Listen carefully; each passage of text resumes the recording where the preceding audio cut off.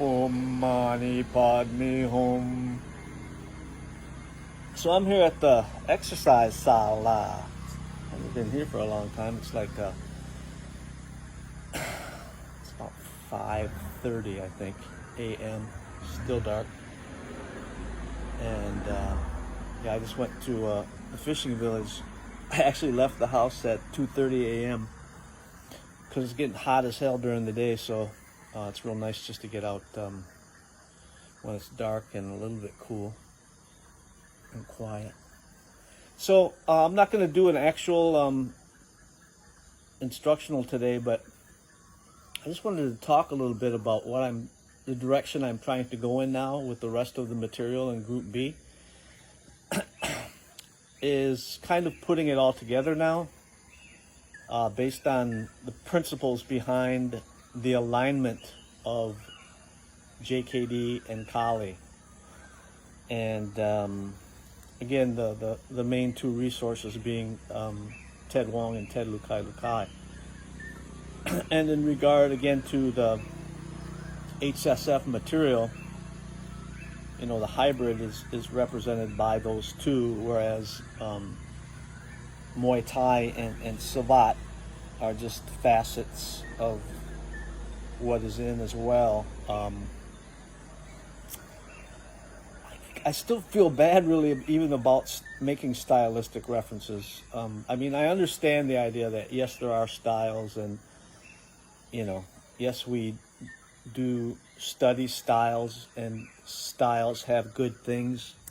But the whole point of where I'm at mentally for a long time now is just the whole universal movement, universal geometry, universal principles, strategy, you know, mechanics, and looking at things that way as opposed to the stylistic reference.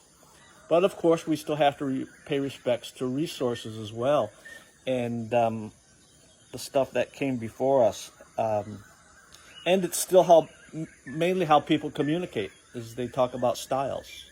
This style, oh, that's like that style. Oh, wait, that's like that style. Fuck off. But is it effective, motherfucker?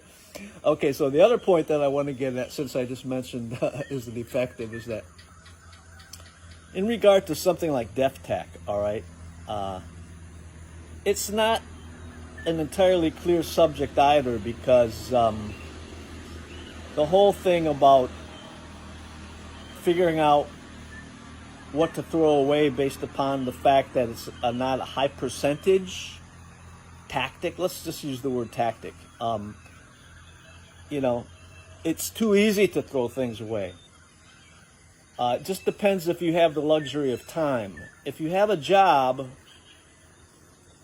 in law enforcement, security, or military, and your life is on the line pretty much every day, or sometimes will be, you do have to eliminate bullshit right away. But because you don't have the luxury of time to continue to refine or cultivate things that might not work right away for you, but that in the long run, if you did have the time to cultivate them further, based upon different progressions of not only intensity, but different progressions of going from compliant to semi-compliant to non-compliant. But back to the point. The point is that the criteria for keeping, even in something like DefTech,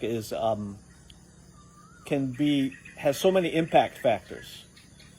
The size and athletic ability of your opponent, his or her age, whether they're under the influence of drugs or alcohol, whether they're insane or not. Most likely they are.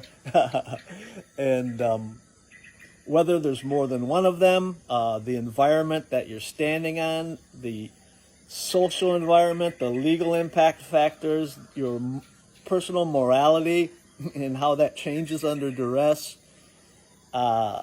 So that's not a black and white subject either. So it's not easy, doing this kind of thing and really giving it serious critical thought process, which I highly recommend to what you should be doing. And it's good to be like a team member, and this is how we do JKD, and it's the only true way. Right. I don't agree with everything Bruce Lee came up with. I don't agree with everything Ted Wong came up with, or everything Ted Lukai came up with. Okay? And as I progress personally, I don't agree with some of the shit that I did before. So let's keep things in perspective, and you guys just take from me what you find is quality or not, but try to understand what I'm trying to show is not really styles at all, but that we still have to communicate in that fashion, because it's a normal way to communicate. But I'm asking you to look for universal movement, universal geometry, and principles of physics, and how things rely on structure and different slightly modified structures in order to be adaptable and effective. Okay, that's really what I'm wanting to look at. I'm wanting you to look at the principle of yin yang and how it begins just as a binary understanding of opposites, which is a natural way to look at it to begin with. Okay, it gives you a list of things that are kind of at separate ends, but that they do meet in the center, and that they're in dynamic motion, and they have varying degrees that connote balance. Because balance and stillness is not the same as balance and movement, okay? And you could also apply that to what I had just said in regard to dynamically changing impact factors in fighting. It's the same exact thing. All right?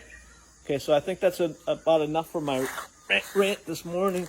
I'm waiting for the joke shop to open up so I can have some rice porridge. Okay, see you tomorrow, dudes.